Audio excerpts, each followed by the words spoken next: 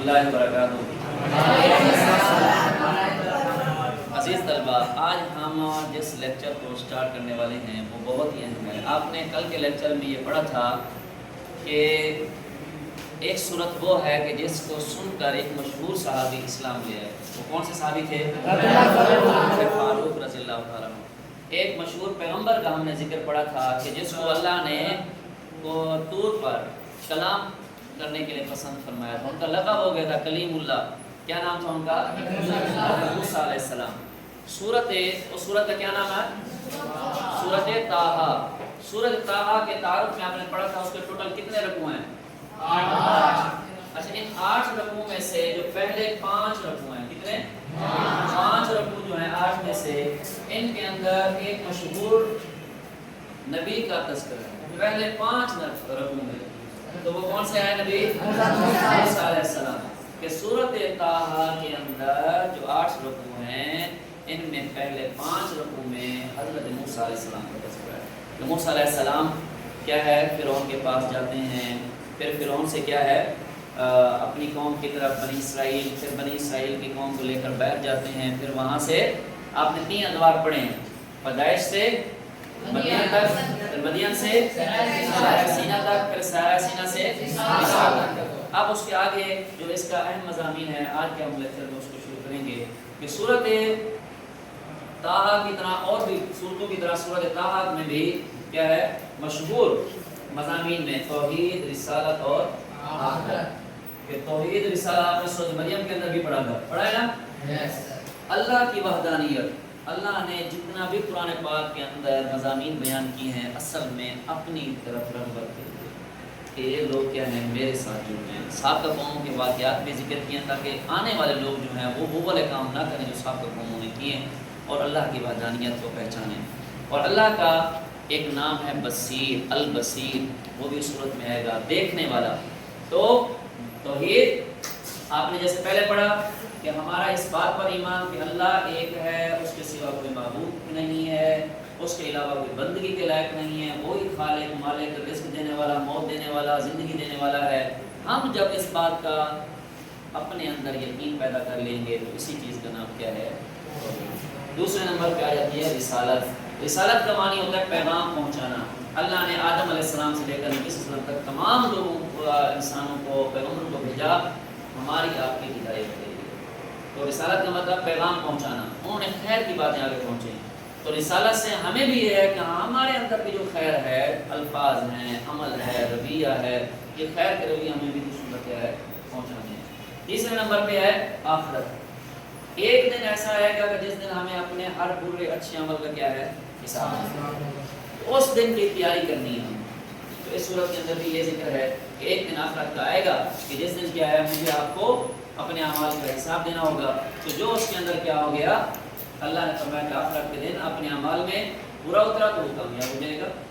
قرآن پاک کی سورۃ آل عمران میں آتا ہے وَمَنْ زُحْزِحَ عَنِ النَّارِ وَأُدْخِلَ الْجَنَّةَ، کہ جو شخص آگ سے بچا لیا گیا وہ کامیاب ہے، اور جو شخص جنت میں داخل ہو گیا وہ کامیاب ہے۔ ٹھیک ہو گیا نا؟ تو یہ والے اعمال کرنے ہیں۔ اور پھر تیسرا اس کے بعد صبر اور تحمل کا۔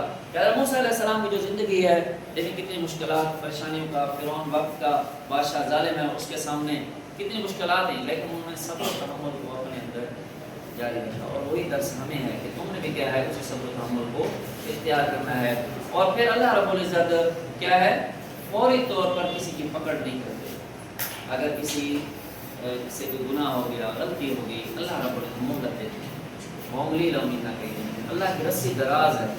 لیکن ایک بندہ مسلسل گناہ کرتا ہے، عادی ہو جاتا ہے، ٹھیک ہے، اللہ کی کھلے عام نافرمانی کرنے لگ جاتا ہے، پھر اللہ فرماتا ہے پھر میں اسے مہلت نہیں دیتا۔ تو اور کے احوال سے ایک تو ہمیں یہ دیکھنا ہے کہ سابقہ قوموں کے جو احوال ہیں کہ ان قوموں کے اندر اللہ رب العزت نے کس طرح کے ان کے اوپر مسائل، تکالیف، پریشانیاں دی، ان کے گناہوں کی وجہ سے۔ وہ کاموں سے ہم اپنے آپ کو کیا کریں، باز رکھیں، ہم اپنے آپ کو روک لیں۔ اور پھر اس کے اندر قرآن کی اہمیت ہے کہ قیامت کے دن کیا ہے، کچھ لوگ ایسے ہوں گے جو کھڑے ہوں گے لیکن وہ آنکھ کی روشنی سے محروم ہوں گے، اللہ ان کو اندھا کھڑا کرے گا، ٹھیک ہے، نابینے ہوں گے۔ کہیں گے یہ کیا ہو گیا کہ ہماری تو آنکھیں تھیں، ہم تو دنیا کے اندر دیکھتے تھے، تو اللہ رب العزت فرماتے ہیں اس صورت میں من اعرض عن ذکری فإن له معیشۃ ضنکا ونحشره یوم القیامۃ اعمی، کہ جو ہمارے ذکر سے مراد قرآن مجید، جو ہماری یاد سے اپنے آپ کو دور کر دے گا، جو ہمارے ذکر کو بھول جائے گا، تو ایک تو نقصان یہ ہوگا کہ اس کی دنیا کے اندر اللہ اس کی معیشت کو تنگ کر دیں گے. سمجھ آئی؟ معیشت اس کے کیا ہے، رزق کے اندر تنگی ہو جائے گی، اس کو پریشانیوں کا سامنا ہو جائے گا دنیا میں، جو قرآن کے مطابق اپنی زندگی نہیں گزارے گا. اور دوسرے نمبر پہ کیا نقصان ہوگا، قیامت کے دن جب وہ کھڑا ہوگا، فرمایا ونحشر یوم القیامۃ اعمی، اعمی کا مطلب آنکھوں سے نابینا، اس کی روشنی نہیں ہوگی. تو پھر وہ کہے گا یہ کیا ہو گیا، ہاں جی، کہ میں کیوں ایسا ہوں. اللہ فرمائے گا تو نے دنیا کے اندر ہمارے ذکر کو بھلا دیا، آج ہم نے کیا ہے تمہیں بھلا دیا. تو ایک تو قرآن کے مطابق کیا ہے، ہم نے اپنے آپ کو ڈھالنا ہے، اور قرآن اللہ کے رسول کا سب سے بڑا معجزہ ہے کہ میرے آپ کے سامنے موجود ہے. اور بھی بہت سارے معجزات ہیں. اور پھر سابقہ قوموں کا ذکر ہے اس کے اندر، ان میں سے سب سے بڑی قوم کون ہے، قوم ہے موسیٰ، حضرت موسیٰ علیہ السلام کی قوم کا تذکرہ ہے. اور اس صورت کے اندر حضرت آدم علیہ السلام کا تذکرہ بھی آئے گا آخری رقوم کے اندر. حضرت آدم علیہ السلام کو اللہ نے پیدا کیا، کس سے پیدا کیا، مٹی سے پیدا کیا. فرشتوں کو کہا سجدہ کرنے کا، تمام نے سجدہ کیا، لیکن کس نے سجدہ نہیں کیا تھا، ابلیس نے سجدہ نہیں کیا تھا. یہ بھی اس کے اندر آئے گا.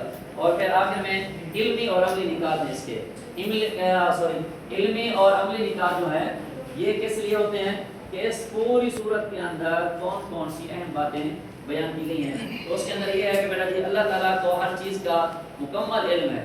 مجھے آپ کو ایک تو اس بات پر کیا ہونا چاہیے، یقین ہونا چاہیے کہ اللہ تعالیٰ کیا ہے، ہر چیز کو جاننے والا ہے. دنیا میں کوئی چیز اس سے کیا چھپی ہوئی نہیں ہے. اور دنیا اور آخرت کی سلامتی ان کے لیے ہے جو ہدایت کی پیروی کرتے ہیں. جو ہدایت کی پیروی نہیں کرتے ان کے لیے اللہ کے یہاں سے کوئی وعدہ وعید نہیں ہے. اور قیامت کے دن اللہ تعالیٰ یہ فیصلہ فرمائے گا کہ کون کس کی سفارش کرے گا. حتیٰ کہ پیغمبر بھی اگر کسی کی سفارش کریں گے تو اللہ کی اجازت سے کریں گے. ٹھیک ہے، آپ جب قرآن سفارش کریں گے، روزے سفارش کریں گے، خود قرآن کی تلاوت جو کرتا ہوگا، قرآن کی زندگی گزارتا ہوگا، وہ قرآن میں سفارش کرے گا. ٹھیک ہے، بہت ساری چیزیں ہوں گی، وہ کیا ہے، گناہ گار بھی سفارش کریں گی. اور پھر اس کے ہمیں علم حاصل کرنے کے لیے دعاؤں کا اہتمام کرنے کا حکم ہے. علم حاصل کرنے کے لیے کون سی مشہور دعا، خاص طور پہ علم اضافے کے لیے، ربی زدنی علما، ربی زدنی علما. آج کے لیکچر میں آپ نے کیا سیکھا کہ سورۃ طٰہٰ کے مطابق قیامت کے دن اعمال کا فیصلہ کون کرے گا، اللہ تعالیٰ.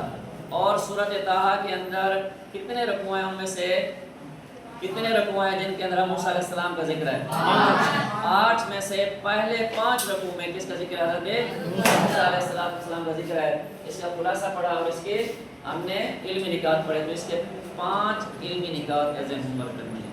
کتنے، زیادہ کام نہیں ہے، پہلے 5 پوائنٹ جو ہیں وہ آپ نے ایز اے ہوم ورک کر کے آنے.